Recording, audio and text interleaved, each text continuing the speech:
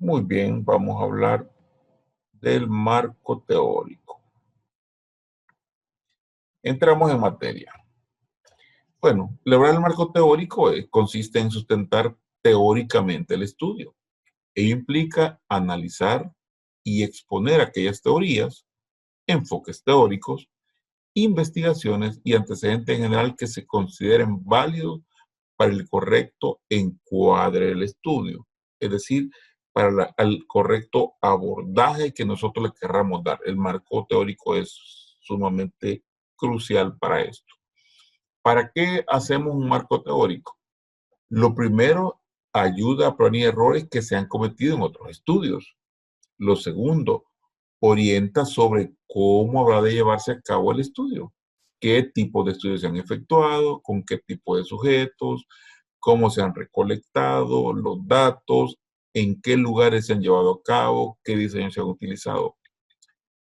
Esto segundo que estamos abordando es lo que muchas veces permite a uno abordar el tema. Como les decía, lo que más cuesta es tener el tema, la pregunta y los objetivos. Ahora, el marco teórico es dentro del protocolo el apartado que más referencias va a tener.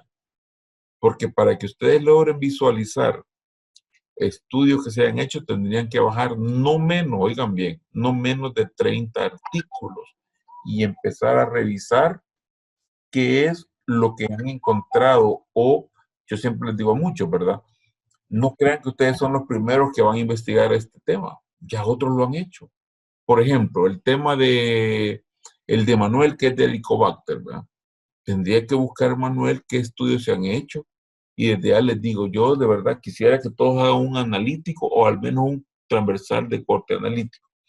Entonces tendrían que meterse, ustedes ya les enseñaron a buscar artículos sobre Helicobacter de tipo caso y control, de tipo cohorte o transversal analítico. Y no dudo que encontrarán muchos. Ahí contestamos a los primeros tipos de estudios.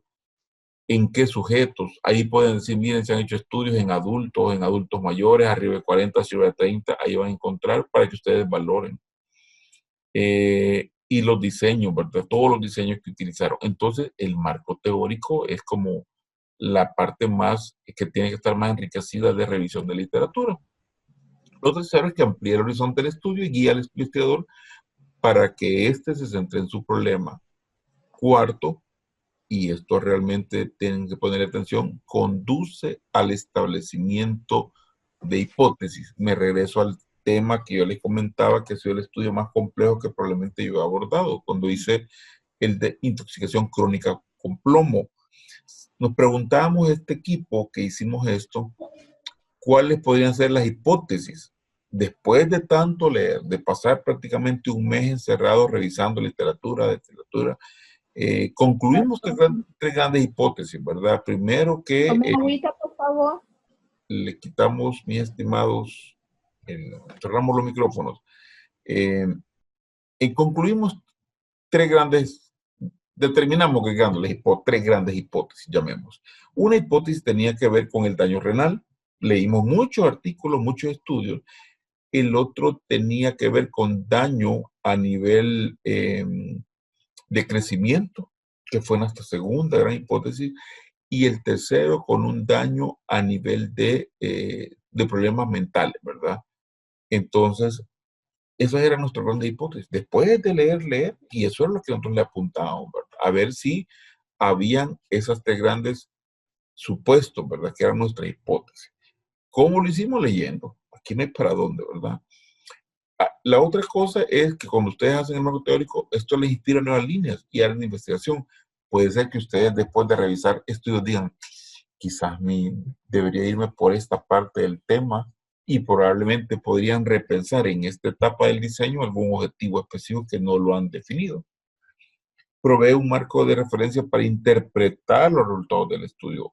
Al elaborar un buen marco teórico, estamos dando pasos grandes en cuanto a la interpretación de lo que encontremos. Ahora bien, el marco teórico tiene dos grandes etapas. Lo primero es la revisión de la literatura correspondiente, que es de lo que hemos estado hablando. Y lo segundo es la adopción de una teoría o un desarrollo de una perspectiva teórica. Fíjense bien, estas son las dos grandes etapas del marco teórico. Quiero enfatizarlo. ¿Verdad? Primero, la revisión de literatura, que tienen que revisar mucho. Si ustedes me preguntan, yo no espero de que revisen, no menos, oigan bien, solo en el marco teórico, no menos de 30. Pueden ser 10 artículos, 10 capítulos de libro y 30 estudios. Ahora, no significa que todo les va a servir. Puede ser que de los 20 estudios que ustedes bajen, digan, no, de estos 20 me sirven 8. Ok, sirven 8, los otros no. Y de estos libros, probablemente de los 10 libros, en 5 de ellos voy a ocupar partes que me interesan. Eso es lo que se hace porque, repito, la parte del sustento del estudio. Entonces, hacemos toda literatura, ahí voy a empezar a revisar bibliografías, materiales, extraemos lo que más nos va a servir. Esto es una revisión obviamente selectiva, porque si ustedes leen, por ejemplo, hoy decir que uno está revisando artículos de hace 5 años o 7 años es estar tarde, pues, porque con lo que ustedes le enseñaron en la universidad, ustedes tienen acceso aparte a bibliotecas importantes. Pues. Entonces, ustedes pueden incluso bajar estudios de este año, del año pasado, y muchos ahí se van a meter para recolectar información y empezar a ser muy selectivos, ¿verdad? Y como ven ustedes aquí en este último párrafo, hay muchas revistas generando literatura relevante. Ahora, aquí hay que tener cuidado. Yo una vez me llevé un desencanto de un equipo de profesionales, no diré de qué carrera, no eran médicos, que habían agarrado literatura gris como información para el marco teórico. ¿Qué es una literatura gris? Generalmente la información que ponen los gobiernos, en general de los ministerios, muchas veces es literatura gris, porque nadie nos garantiza que tengan metodología en la investigación. Por ejemplo, si publican, hablemos del tema de leptospira, ¿verdad? Que tiene, por ejemplo, Freddy, Vanessa y Verónica. Si solo son datos del ministerio, puede ser literatura gris, porque eso es lo que se publica, pero no es un estudio lo que genera esos datos. Igual en la resistencia bacteriana o a antimicrobianos, ¿verdad? Si lo que estoy encontrando es información publicada por el ministerio solamente, esa es literatura gris y aquí hay que tener cuidado. No digo que no sea buena. Yo la única excepción de aceptar esto es cuando no hay más información. Pero si hablamos de leptospira y hablamos de resistencia antibacteriana o antimicrobiana, le garantizo que me meto ahorita y bajo no menos de 30 artículos, ¿verdad? Donde haya estudios avalados con una metodología científica. Entonces aquí hay que tener mucho cuidado. En las fuentes primarias, secundarias y terciarias voy a ser muy puntual.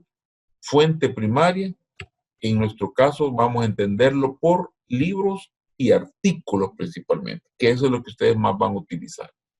Por ahí alguna monografía, por ahí alguna tesis. Por ejemplo, a mí me pasó en un estudio de leptospira, cuando andábamos buscando los cerobares que tenía el laboratorio central en ese entonces, MacBlock, y encontré un estudio de Lausanne de veterinaria, donde decía los cerobares que se habían estado aislando, ¿verdad? Tanto en animales principalmente, pero que también era importante saber si en personas con algún estudio. Entonces, las tesis no pierdan de vista. Si ustedes llegan a encontrar que alguien hizo alguna tesis, sería bueno conseguirla para ver qué fue lo que encontraron.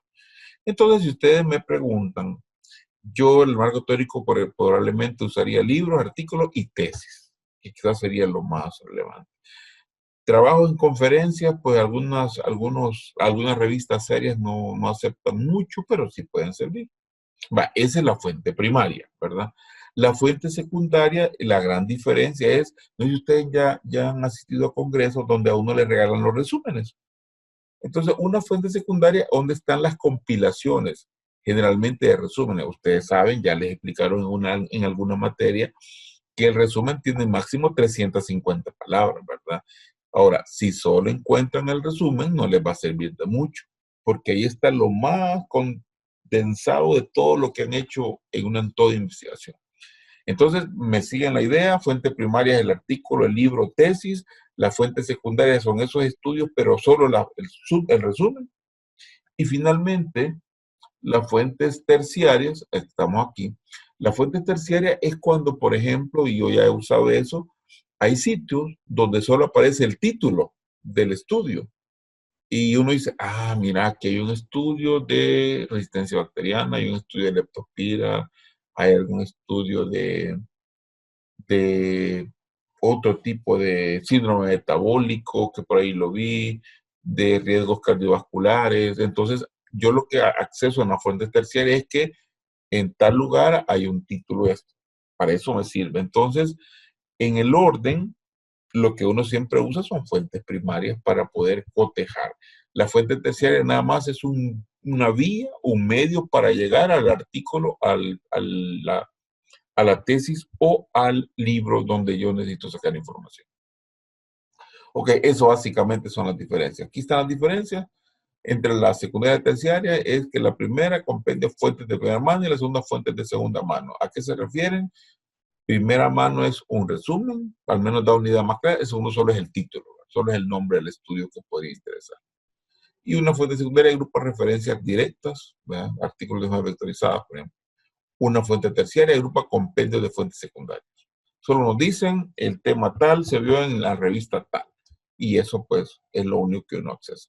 A veces es una primera forma de llegar finalmente al artículo. Ahora bien, aquí sí me quiero detener un poco. ¿Cómo identificamos literatura que nos interesa y que nos servirá para elaborar el marco teórico?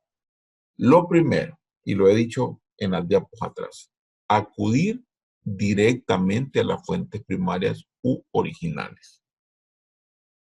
Eso es lo que primero que tendríamos que agotar. Segundo, acudir a expertos en el área para que orienten la detección de la literatura pertinente y a fuentes secundarias y así localizar las fuentes. Muchas veces, generalmente en los ministerios e instituciones hay gente que es experta, ¿verdad? Pero el experto lo que les va a permitir es decir, ¿saben qué? En tal lugar hay información o en tal universidad se ha hecho tal cosa, búsquenla y ahí van a encontrar eso, ¿verdad? Y lo tercero, y es lo que hablamos, es acudir a fuentes terciarias.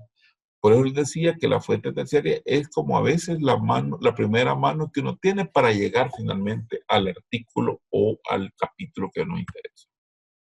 Entonces hasta aquí voy a pausar, quiero ver si hay alguna pregunta, duda, hasta lo que hemos explicado en este momento.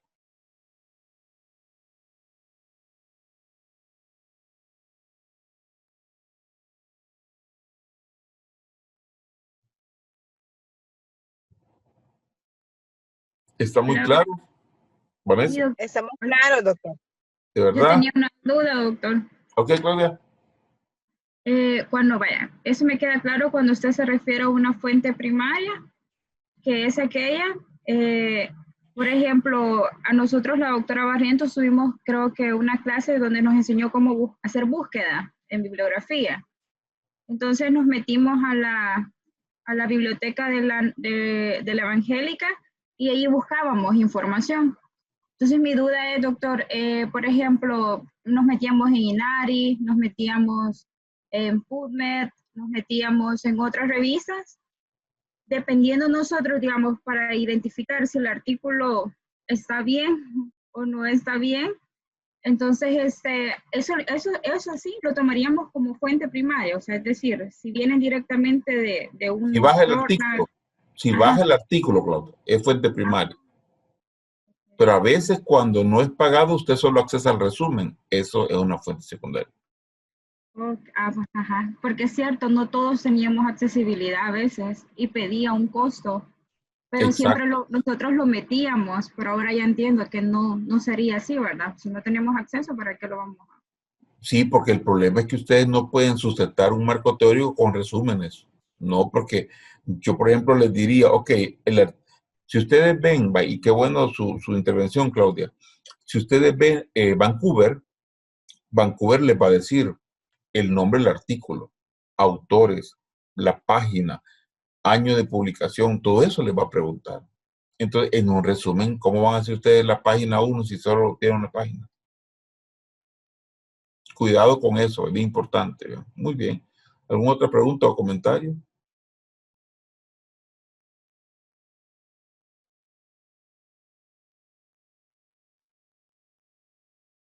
Están casi todos, ¿verdad? Que me alegra. Solo faltan los dos que pidieron permiso, no están. ¿Hay preguntas, dudas? No. Seguimos. Bueno, sigamos.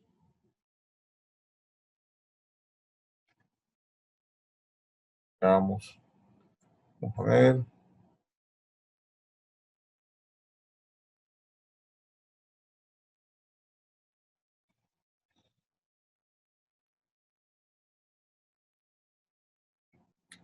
Muy bien.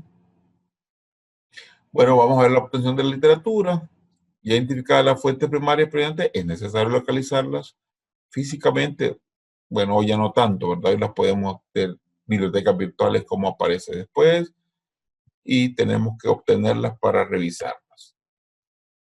Vamos a seleccionar las que nos sirvan, ¿verdad? Las que nos van a servir de mucho. Entonces es importante revisar el artículo detenidamente y cuándo podemos decir esto probablemente no me va a servir. Por ejemplo, si enfoca el tema desde el punto de vista que se pretende, que no enfoque el tema como yo lo quiero ver. El enfoque es bien importante que lo tengan claro, porque ¿a qué nos referimos con el enfoque? Por ejemplo, podría ser que el tema de resistencia antibacteriana o antimicrobiana lo tengamos desde un punto de vista eminentemente de manejo, o sea, un enfoque eminentemente clínico.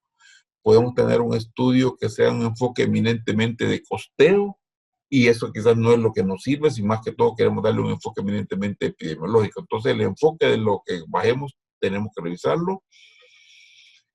Nuevos estudios que han encontrado explicaciones más antibacterias o invalidado sus resultados o desaprobado sus conclusiones. Probablemente, imaginémonos que hoy con esto del COVID, de la famosa ivermectina, que al principio era útil y algunos dicen que no, entonces eso habría que sopesarlo si nos seguimos haciendo referencia a este tipo de manejos. Y hay algo por lo que yo de verdad descarto cualquier estudio de errores metodológicos casi graves, ¿verdad? Estudios, casos y controles que lo que menos son es eso, estudios de cohorte completamente mal planteados, eso sí hace que yo de entrada por eso descarto muchos estudios, porque desde ahí lo que yo encuentre no va a ser más muy valioso. Y o que se hayan hecho en contextos completamente diferentes, ¿verdad? Al que lo estamos realizando nosotros. Yo por eso muchas veces no comparto que querramos traer estudios de Asia, por ejemplo, o de Europa, de la parte alta de Europa, porque hay muchas cosas que no aplican, entonces hay que tener cuidado, ¿verdad? No significa que no podamos usarlo, si es lo único que hay, lo usamos, pero no es la primera ni la mejor opción. Y ya dijimos, no me voy a detener en esto, cuáles son las fuentes primarias, ya lo hemos aclarado, que son las que vamos a utilizar. Ya hablamos de los libros. Ahora, ustedes saben que los libros, hoy con tanta tecnología, uno a veces puede conseguirlo en formato electrónico, muchas veces son libros en inglés, y es bueno tener claro cuál hemos revisado de todos los que están, ¿verdad? Con los artículos, pues ustedes saben que hay literatura que nos dice que ya después de 5 años son artículos viejos. Hoy en día muchas revistas donde queremos publicar nos exigen que no pasen de 2 años la literatura que se ha revisado. Depende, ¿verdad? Depende del nivel de exigencia de las revistas que nos piden publicar. Si a mí me preguntan, yo prefiero que la mayoría esté en menos de 2 años y un pequeño porcentaje arriba de 2 años.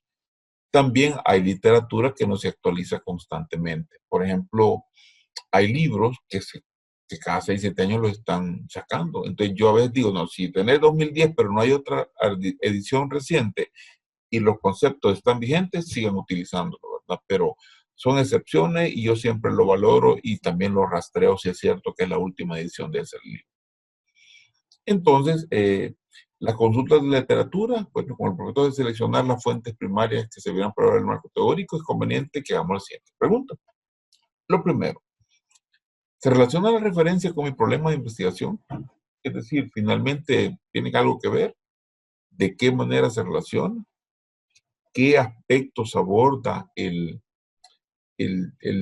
este artículo que estoy revisando? Si es que realmente me van a servir. ¿Y desde qué perspectiva aborda el tema? Si desde perspectiva, ya hemos dicho, si es perspectiva que yo quiero o no. Tenemos que ver si es En nuestro caso, por ejemplo, si es desde el punto de vista de costeos, la parte clínica, la parte epidemiológica, que es lo que más vemos, o incluso la parte conductual, que a veces habría que ver si es lo que queremos explorar, pero ahí entramos un poco al campo cualitativo.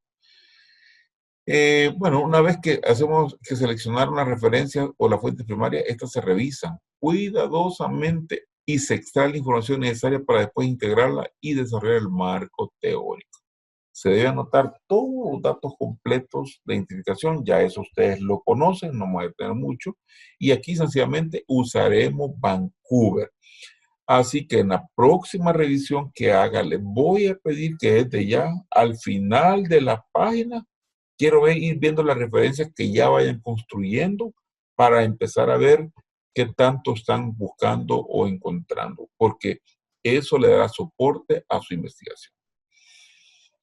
Quiero tocar este tema porque fíjense que muchas veces la gente confunde teoría con hipótesis, no sé por qué razón, no tiene nada que ver. La teoría es un conjunto de constructos o conceptos de definiciones y proposiciones relacionadas entre sí, que presentan un punto de vista sistemático de fenómenos especificando relaciones entre las variables con el objeto de explicar y predecir los fenómenos.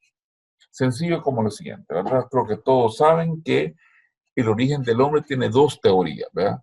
La teoría creacionista y la teoría evolucionista. No me meteré en el lío de cuál de los dos tiene la razón, porque hasta esta fecha siguen siendo teorías, porque explican de alguna manera el origen del hombre. Entonces, así puede pasar, por ejemplo, con algunas enfermedades, ¿verdad? Hay teorías que hasta este día han tratado de explicar el origen de, de algún problema en salud. Entonces, lo que ustedes deben de tener claro es que si han encontrado una teoría, ustedes deben de manejar esa teoría en su totalidad, ampliarla en el marco teórico, porque es en la que se van a basar para el desarrollo de su enfermedad o del evento que están ustedes investigando. ¿Qué hace la teoría? Primero, lo más importante, explicar, ¿verdad? ¿Por qué, cómo y cuándo se da ese fenómeno? Esa es una teoría. Si no es si realmente lo que están diciendo son supuestos, esa es otra cosa. O son creencias, como muchas veces nos pasa en el campo de la salud. Entonces, yo los invito a que cuando ustedes estén abordando un problema de todo lo que estamos viendo, tengan claro, si encuentran una teoría, traten de abordarla y tenerla clara.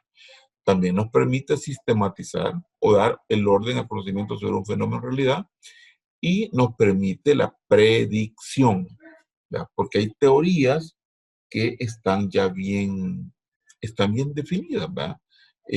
Imaginémonos, hablemos de un tema tan frecuente como es, por ejemplo, el dengue.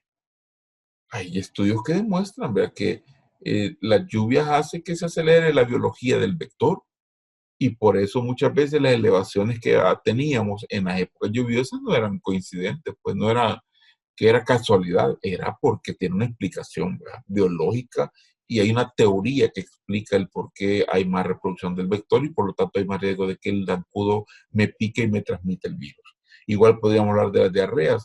No es casualidad que las diarreas tienen en nuestro país dos elevaciones. La primera elevación es de enero a marzo, y la segunda elevación es de mayo a junio. Y ustedes pueden agarrar los corredores de año con año y verán que hay una elevación y también tiene su explicación. La primera es a base de los orígenes de causa viral, y la segunda es a base de origen bacteriano. Hay toda una vigilancia laboratorial que demuestra que así ha sido, e incluso el grupo de edad que más se ve afectado. Entonces, no son supuestos, es una teoría, que hay toda una evidencia científica, ¿verdad? Entonces, aquí ven a veces hay gente que es un poco aventada para opinar, ¿verdad? Alguien puede decir, y hay teorías mal o inadecuadas, eso no existe. Teoría es teoría. ¿Qué hemos dicho?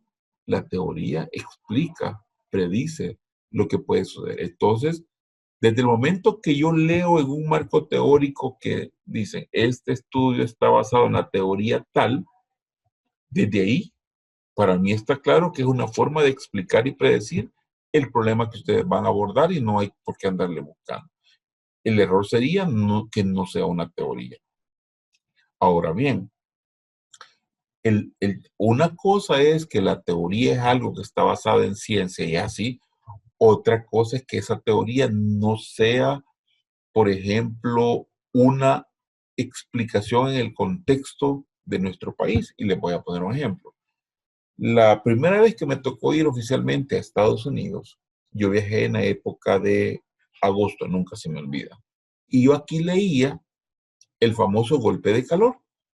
Y yo decía, qué exagerados los norteamericanos, decía yo, si en Oriente llegamos a temperaturas de 40, 41 y nadie se nos muere de eso. El problema fue que cuando estuve allá me di cuenta a qué se refieren, ¿verdad? Realmente eso es una cosa complicada.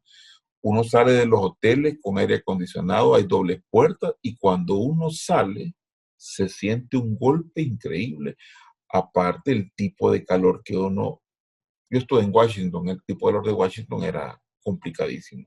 Ni bajo los palos se sentía fresco, es decir, sí era un golpe de calor. Entonces, probablemente para nosotros ese concepto de golpe de calor en nuestro país no aplica porque pasamos mucho tiempo con temperaturas extremas y por ejemplo la gente que vive en San Miguel se adapta.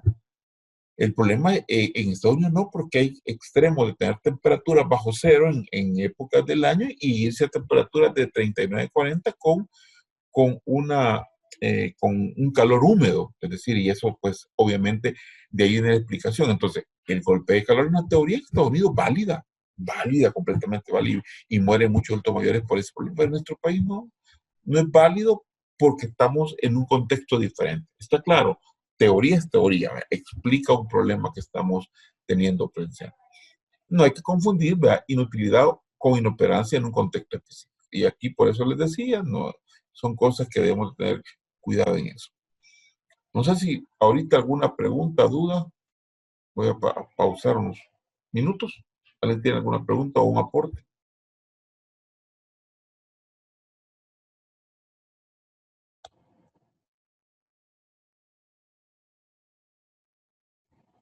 ¿Está claro?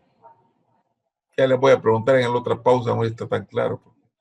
Veo que estamos bien, pues vamos a ver si es cierto. Sigamos, pues.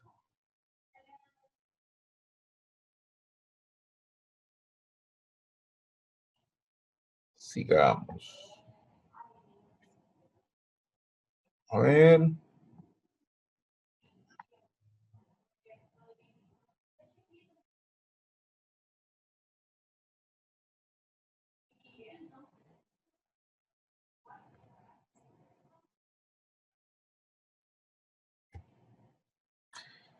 Vamos a ver. ¿Cuáles son los criterios para evaluar una teoría? Aquí tenemos la capacidad de descripción, explicación y predicción, la consistencia lógica, la perspectiva, fructificación y parsimonia. Vamos a ver cada una de ellas. Lo primero es la capacidad de descripción, de explicación y predicción.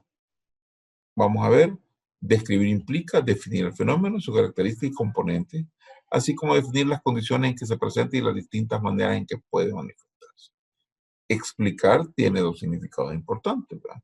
Uno es incrementar el entendimiento de las causas del fenómeno y dos, a la prueba empírica de las preposiciones de la teoría.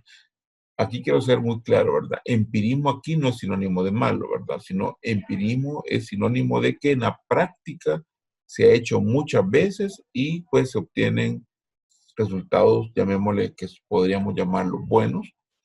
La parte de la predicción es importantísimo, ¿verdad? Porque yo puedo, por ejemplo, si, lo que les decía, si yo sé que en enero, marzo, aquí el rotavirus nos da problemas, y yo sé que en mayo, junio son más bacterianas las diarreas, la teoría me está dando una predicción y yo lo lógico es que yo accione en diciembre y accione allá por abril para evitar que esas elevaciones se den como naturalmente se presentan, ¿verdad? Entonces, eso tenemos que verlo. La consistencia lógica es que las proposiciones que la integran deberán estar interrelacionadas. No pueden contener proposiciones sobre fenómenos que no están relacionados así. Deben ser mutuamente excluyentes y no deben caer en contradicciones internas o incoherentes. Ninguna teoría va a contradecirse, es decir, tiene una forma de explicarlo y de una forma muy coherente. La perspectiva se refiere al nivel que yo puedo generalizar o inferir. entre más cosas me permita a mí la teoría explicar, yo puedo hablar que posee una mayor perspectiva, ¿verdad? La teoría. La fructificación o la parte heurística es la capacidad que tiene una teoría de generar nuevas interrogantes y descubrimientos, porque hay teorías que me permiten profundizar, ¿verdad? Hay una explicación hasta a X puntos, pero habrá cosas que puedan hacer que se puedan ampliar. Y las teorías que originan en mayor medida la búsqueda de nuevos conocimientos son las que permiten que una ciencia avance más. Parsimonia, sencillo, es que sea simple la teoría. Entre más la tenga que leer 1, 2, 3, 4, 5 veces, significa que no cumple esta característica. Tiene que ser simple, ¿verdad? Que explique de una forma sencilla el por qué se da un fenómeno. Entonces, veamos, ¿verdad? ¿Qué estrategia seguimos para construir el marco teórico? Esto es relativamente sencillo y corto. Lo mejor que les puede pasar a ustedes es que su problema tenga una teoría completamente desarrollada. Es lo mejor que les pueda pasar. Porque sencillamente ustedes la encuentran, se casan con ella y en su protocolo la abordan. Quizás el segundo punto es relativamente bueno porque existe existencia de varias teorías que explican nuestro problema de investigación. Pero eso de que existan varias teorías, pues sí nos puede generar problemas porque a la hora de hacer el marco teórico, ustedes deberían de casarse con una. Otra es, y esto aplica aquí estamos como anillo al dedo con el COVID, aquí puede haber piezas o trozos de teoría. Ustedes ven cómo cada día hay más hallazgos o hay más cosas nuevas que terminan explicando el problema de COVID. Al inicio el esquema de tratamiento era de una forma, hoy ya hay otro, porque tanto estudio nos ha hecho echarnos para atrás en algunos conceptos que teníamos.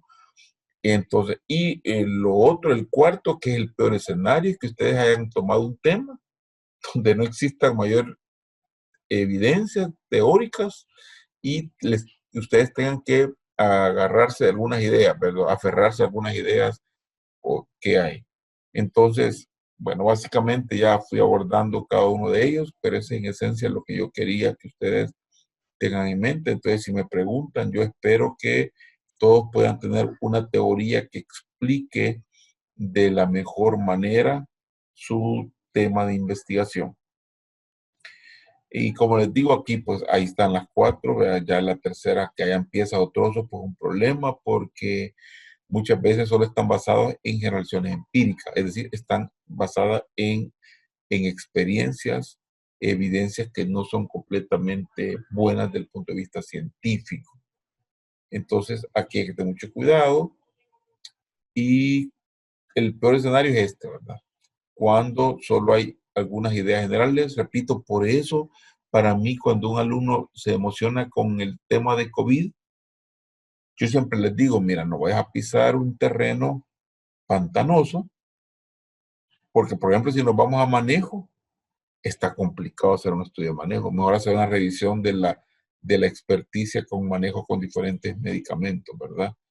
Porque como que no vamos a hallar mayores cosas hasta este día, y de hecho quizás una de las mayores debilidades que estamos encontrando.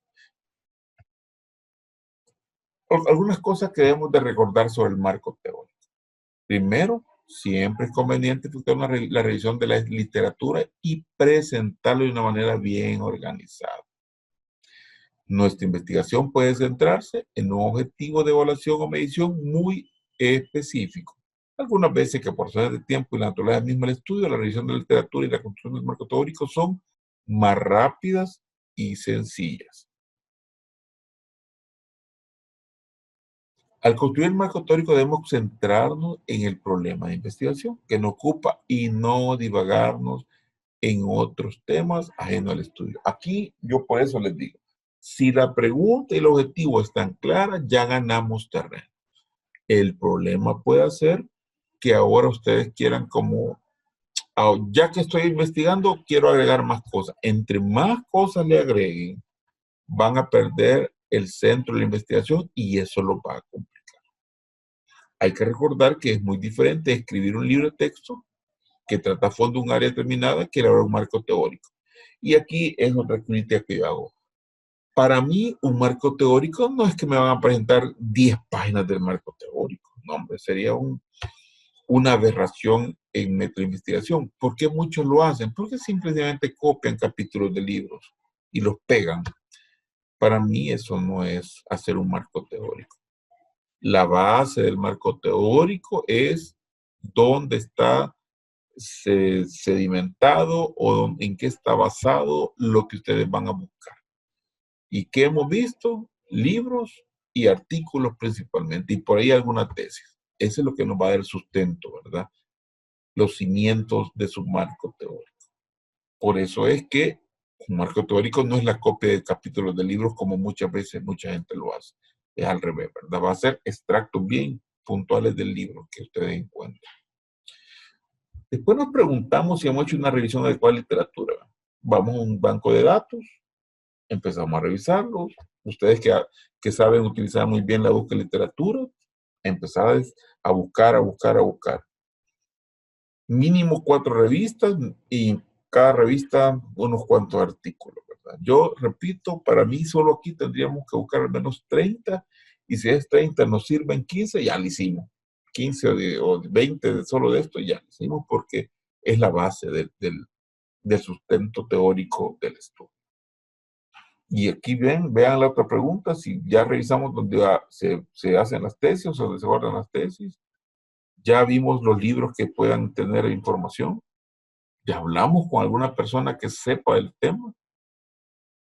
Entonces, si realmente después de eso que agotamos, decimos, bueno, no, si después de eso no descubrimos referencia en bancos de datos y todo eso, ¿qué nos tocaría? Escribir algunas veces. Hoy con esto de internet, ustedes pueden escribir o contactar a alguna asociación por ejemplo, si aquí existiera alguna asociación que tenga que ver con solo temas de zoonosis o alguna asociación que tenga que ver con el tema de la parte de la resistencia bacteriana, del helicobacter, si la asociación de gastroenterología, los contactan y les escriban para que les dé información. Entonces, el planteamiento y el marco teórico está basado, como hemos dicho, en la revisión, ¿verdad? Literatura, que nos dice qué estudios se han realizado anteriormente sobre el problema, cómo fue que los abordaron, qué tipo de estudios han hecho. Hay que ver si nos ha dado un panorama sobre el estado de conocimiento en el que se encuentra nuestra temática de investigación. Yo insisto, el tema de COVID puede ser bueno, puede ser no tan bueno. Es un tema que para mí está muy en pañales en algunas áreas. Entonces aquí cada investigador decide, ¿verdad? Entonces, y aquí finalmente yo puedo volver a plantear el problema, porque eso es válido. Lo que no pueden hacer, y yo soy muy categórico, una vez terminen el protocolo, cuidado y alguien lo toca. Pero en esta fase ustedes pueden, por ejemplo, hoy decir, pues quizás voy a tocar la pregunta porque ahorita lo pueden hacer. No, quizás voy a quitar un objetivo y lo voy a modificar. Eso ahorita lo pueden hacer. Mientras ustedes no terminen el protocolo, están abiertos a hacer los cambios que consideren que les va a permitir mejorar. Y debemos de cuestionarnos, ¿verdad? El planteamiento está vigente, habría que modificarlo. De ser así, ¿qué creen que le podemos modificar? ¿Valdrá la pena hacer la investigación? ¿Es posible hacerla? ¿Cómo podemos mejorar el planteamiento original? ¿Es novedoso lo que vamos a hacer? ¿El camino que he escogido es el correcto? Entonces, todas estas preguntas hacen que ustedes digan, sí, yo me mantengo, o un momento, voy a evaluar. Ok, mis estimados. Hoy sí creo que pueden haber preguntas, dudas. Dejo abierto para que puedan ustedes hacer alguna pregunta, alguna idea.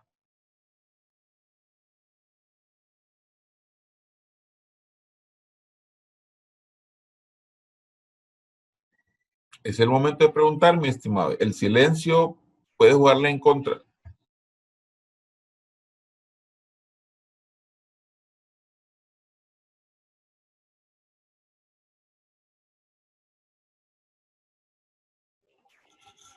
Doctor, ¿como cuántas revisiones bibliográficas serían necesarias en el caso de nuestro protocolo? Entonces, utilizar.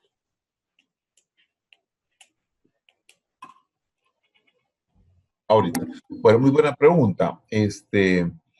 Yo sí yo quiero ser muy categórico, ¿verdad? A mí de verdad me gustaría que solo el marco teórico tenga entre 12 y 15 referencias. Pero quiero aclarar, ¿verdad? Pero para que tengan de 12 a 15 es porque al menos bajaron de 30 y 35 artículos, incluyendo libros y artículos, porque no todo lo que bajen les va a servir. Eso es así. Ustedes pueden decir, vale, tengo 20 artículos, pero empiezan a decir, esta es la metodología ambigua, los resultados secundarios, no lo descartan, y descartan, y descartan. Entonces, finalmente, de los 30 artículos les van a servir 12 o 15. Eso es lo que tienen que tener cuidado. Yo hablo de 12 a 15 efectivos. Pueden revisar 10 libros y digan, no, de esos 10 libros, solo 3 me sirven, porque los demás no abordan lo que yo quiero. Estamos, ¿verdad? Y es el que más lleva referencia realmente el marco teórico. Si ustedes me preguntan por mi experticia, en un protocolo es el que más lleva. Y en un artículo, la parte del marco teórico y la discusión son los que más tienen ya en un artículo. Porque cuando hacemos ya el informe, la discusión tiene que estar basado en estudios. Yo discuto con alguien, eso lo vamos a ver más adelante.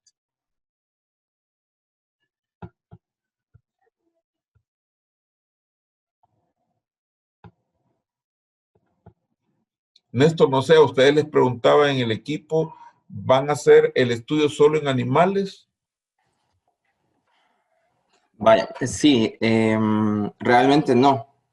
Nosotros lo queríamos hacer como un poco más amplio. Lo que sucede es de que en años anteriores la Universidad de El Salvador, en conjunto con el MAC, se han hecho algunas investigaciones ahí en Tecoluca sobre, digamos, seroprevalencia en animales. Se investigó en cerdos, equinos, ratas, ovicaprinos, creo que bovinos hay algo también por ahí. Entonces, lo que nosotros estábamos pensando y si hemos cambiado, digamos, ya los objetivos y nos queríamos basar, quizás a grosso modo, nos queríamos basar en la información que ya tenemos, digamos, documentada de estos estudios, más la información que podamos obtener de MinSal de los casos que han habido en la zona, digamos, en los últimos 10 años, ¿verdad? Pero ahora le estábamos agregando también el componente de medioambiental. Ah, buenísimo. Entonces, como para poder, digamos, enlazarlo como en una salud, ¿verdad? Ya tenemos, digamos, algunas serobares identificados en animales, sé que hay algunos también en humanos, más la literatura que nos puede decir cuáles son los más frecuentes, ¿verdad? Que podemos encontrar en las especies y en humanos, y en base a eso determinar, digamos, el riesgo de transmisión en la zona y tomando en cuenta digamos, los parámetros ambientales que son los más importantes para leptospira, como es humedad, ¿cómo se llama? Lluvia y no me acuerdo la otra, que es temperatura. Son 3 los que son. Entonces queríamos como engranarlo y determinar cuál es el riesgo, digamos, en la zona, ¿verdad? De acuerdo a esta información que, digamos, hasta cierto punto ya tenemos. Y quizás como todavía, pero yo creo que quizás ahí nos estamos metiendo mucho, o estamos recargándonos, era que, digamos, en las casas o unidades productivas donde se han identificado infección de leptospiras, ya sea en animales, poder muestrear a algunas personas para identificar, bueno, o pasar una encuesta más bien en las casas donde podamos identificar si en los últimos 6 meses han tenido signos compatibles con leptospira y si hubiesen personas que en estos 6 meses hubieran tenido esos signos, poderlos muestrear, ¿verdad? Con prueba de MAT, que es la de anticuerpos, tanto para animales como para humanos, y así determinar si ellos estuvieron expuestos a leptospira durante ese tiempo. Eso es como el resumen. No, buenísimo. Yo creo que es honesto, ese es el punto, de verdad, me parece, eso es lo que tienen que ver ya con lo que me decís. Ahora después hay que sopesarlo. ¿verdad? Hay que sopesar qué cosas se pueden hacer. Si vos me decís, me quedo con 2 o 3, persona, vector y ambiente, perfecto, ¿verdad? Y así tendrían que ir los objetivos de lo que van a hacer, pero ya eso amplía, porque así como estaba planteado, más parecía que solo estaban cambiando el verbo de lo que querían hacer, y eso no aportaba mucho. Pero estamos bien. Con Leishmania allá en Oriente, ¿cómo estamos? Ahí, doctor, siempre queriendo ver cómo lo hacemos más completo. Como habíamos hablado, estamos queriendo ver la posibilidad de integrar la parte del vector, ¿verdad? Queriéndonos apoyar de la información que pudiéramos disponer para hacer más completo el estudio, pero estamos en eso. Quedamos que esta semana íbamos a revisar eso, pero hemos tenido una semana horrible. Sí, para el olvido, yo sé. Así que tranquilos, ¿verdad? Pero por eso yo les ponía, solo la tendencia lo veía como muy puntual y les ponía que evaluaran si era tendencia o también la parte de la distribución, ¿verdad? Evalúenlo. El tema está bonito. Ahora, si ustedes sienten que la amplitud les complica, puntualícenlo en aquello que ustedes consideran, por lo que hablábamos como un día con Vanessa, si ustedes creen que el mayor problema tiene que ver con diagnóstico y manejo, valoren si se quedan por ahí, valoren. ¿Verdad? Eso es lo que tienen que evaluar. Sí, doctor, lo que queremos, como le mencionábamos la vez pasada, hacer ver con la tendencia es el aumento de casos, más allá de los casos que se están reportando. Entonces, eso es lo que queremos visualizar, pues, o hacer ver principalmente. Sí, entonces yo por eso pero quizás sería más de casarse, y lo pueden plantear, ¿verdad? Hablar un poco del registro, de la información, registro, no una evaluación, es el registro, porque es que lo que pasa es que el registro tiene que ver con cuánto finalmente tenemos, y una tendencia es más un análisis de la forma en que se ha presentado a lo largo del tiempo. Por eso es que la palabra no, en epidemiología hablamos de tendencias para ver, se eleva en junio, se eleva en mayo, se eleva o desciende en octubre. Pero si la idea de la tendencia es más que todo en ver el registro, valórenlo. Si lo que ustedes quieren es más ver el registro que la tendencia, porque es diferente. Sería, sí. Ajá, porque es diferente. Ok. Vamos a ver, que ahí Maridalia, con el tema de ustedes, ¿cómo vamos?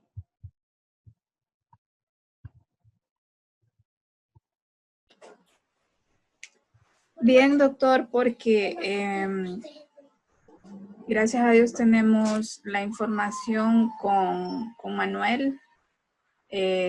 Tenemos que ponernos en contacto con los pacientes a los que les vamos a dar el seguimiento, más que todo eso. Pero sí, vamos bien. Bien interesante. Ustedes, tanto Manuel como Maridalia, revisen, incluso puede ser interesante, aunque no van a hablar de ello, el cáncer gástrico. Tienen que hablarlo porque si ustedes evidencian que hay un altísimo porcentaje de personas con Helicobacter, pueden decir que potencialmente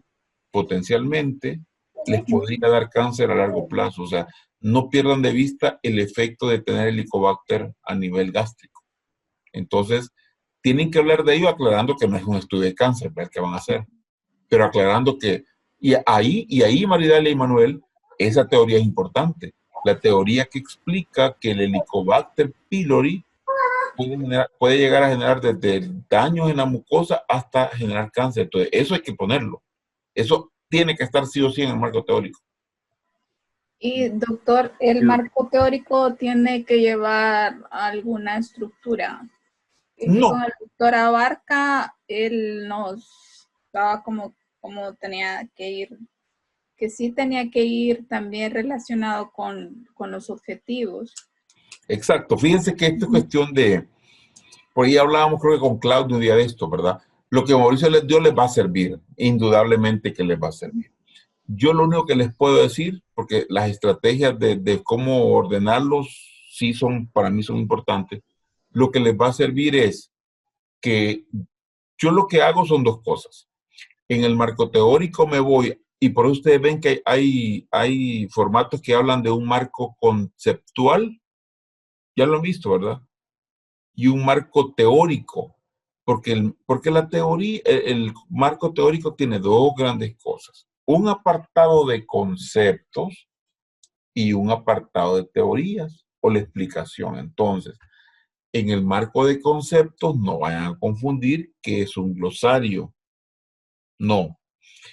Porque en este caso, en el marco de conceptos, por ejemplo, uno puede decir, según la OMS se define, por ejemplo, en la resistencia antibacteriana, por ejemplo, y ahí en el marco teórico tiene que ir, según OMS, se define como y ponen todo, ¿verdad? Ese es conceptualizar el marco teórico, porque el glosario es tal cosa, dos puntos, ¿verdad? No.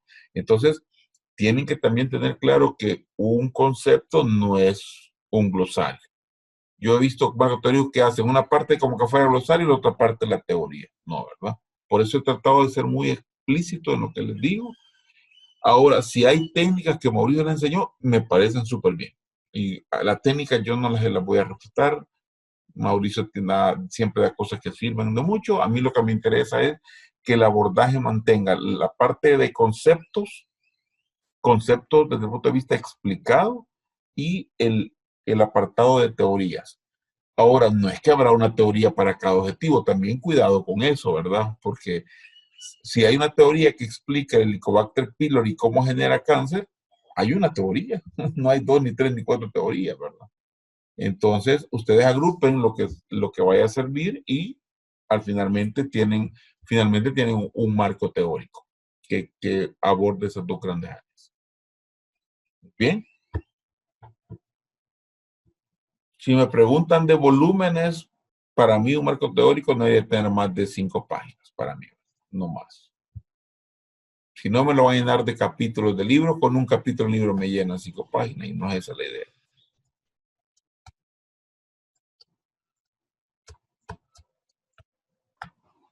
Doctor, ¿Sí? yo tengo una duda. Ajá, Diana. Estábamos hablando en cuanto a lo que es la bibliografía del marco teórico. Digamos, si a mí me interesa una clasificación o un concepto de la OMS y que con esa me voy a quedar, ¿la voy a introducir en lo que es la bibliografía o solo me quedo en el marco teórico y digo, según la OMS, lo que usted estaba diciendo, según la OMS, define como hipertensión arterial tal cosa, pero no lo agrego como bibliografía? No, solamente libros, tesis, así. No sé. No, hay que ponerlo, hay que ponerlo, Diana, se pone en la bibliografía. Acuérdense que OMS, ustedes todo lo que encuentran lo van a referenciar y van a poner, por ejemplo, con esto, vaya Diana, con esto las referencias, Vancouver deja claro muchas cosas. Si es el sitio web de la OMS, van a referenciar el sitio web de la OMS. Si es un documento, van a referenciar que, por ejemplo, que diga el documento se llama tal, OMS hasta le pone el número tal, del año tal, el OMS. Es una referencia. Por eso, Diana, le insisto, cada valor, y a veces uno cuando hace el marco teórico, un protocolo, no se pone a pensar que todo el dato que yo estoy diciendo tengo que decir de dónde surgió. O si hay un concepto, tiene que ir a dónde está ese concepto puntualmente. Entonces, eso es una referencia. Insisto, puede ser de un sitio o puede ser de un libro publicado por la OMS.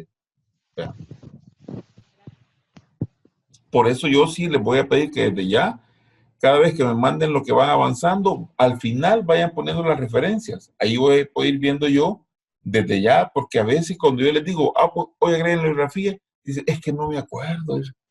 Y yo digo, se han revisado muchos artículos y muchos libros y no los tienen a la mano cuando lo revisan. Entonces, por favor, ¿verdad? Vayan agregando la bibliografía conforme va apareciendo. según Vancouver. Ustedes ya saben que Vancouver tiene un formato. ¿Está claro, Diana, o no? Sí, doctor, sí, gracias. Buenísimo. ¿Alguien más?